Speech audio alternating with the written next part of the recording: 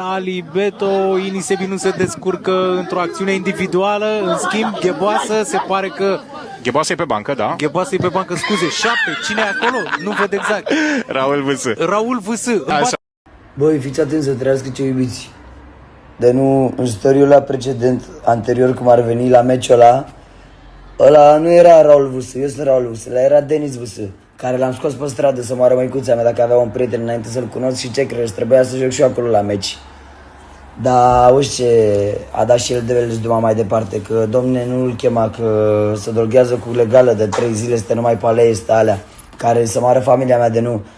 Cunosc atâți la disproși care înainte să-i cunosc avea un training în dulap, doar un prieten și el la prost, l-am scos pe stradă să mor aici, l-am scos pe stradă, n-avea un prieten. Nu putea să iasă nici la el la bloc în față, n-avea un prieten, acum e și el băiat. L-am prezentat la lume, la șmecher, la fraier, la tot, l-am dus peste tot, la malea. Și el să zic așa, o dată de 2, de 3, de 4. Denis Vâsă, o să sparg urechea. Ca să știi. Fute-ba și norocul tău de fraier. Să moară familia mea, dacă îl cunoștea, poate nimeni. Băi, un prieten. L-am haladit, l-am scos și eu pe stradă, l-am învățat mersul, că se împiedica la fiecare colț, la fiecare bordură, ce crede, se împiedica, că de-a pe jos.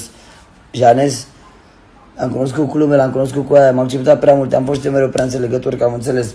Pula mea, și de mult pe stradă, știu că eu să ai prieteni, l-am înțeles că n-am. Dar nu faci, bă, gesturile astea cu mine. În primul rând, el Denis Vâsă am fost și mă mențin pe mela și numele, Totul e copiat, totul e nimic original, vorbele de unde beghindește el, că de unde până unde și tot ce auziți în piese, toți alea sunt aberații, sunt filme de la văzut el pe Netflix, sunt pe alea. Nu-l cunoașteți. Eu îl cunoșteam înainte, acum nu mai cunosc, de când i-a intrat și lui câteva sute, care avea o pereche de bani și socandele sub brațul să mă eu să mor, dacă vă minte moștii vostru cu ceva. Denis, pișea mai și pe tine să mă piși de fraier. Când te-am cunoscut aveai doar o pereche de flunci, 2 tricouri și o bluză albă cu dungi. Purtai sandale în luna decembrie și cu o șapcă izinită asortai șosetele. După o... Păi am și eu 2 vorbe de spus, să trăiască ce iubiți. Denis, nu o să-ți mai dau o palmă, că am și eu probleme cu miliția și o să dai în gardă, că tu nu ești băiețaș. Te provoc când Eric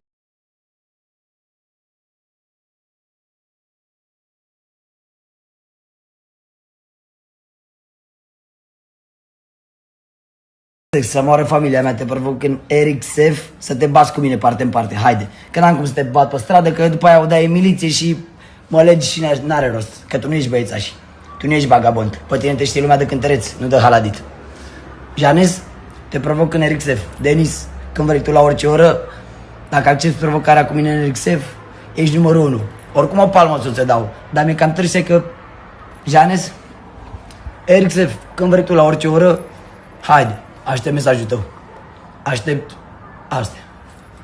Băgați-i și pula în gură să-ți bag de sclav. Care te-am scos pe aici, bă, ia uite. Știai străzile? Mâncați-i și pula ta.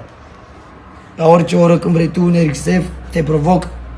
Că dacă îți dau o palmă peste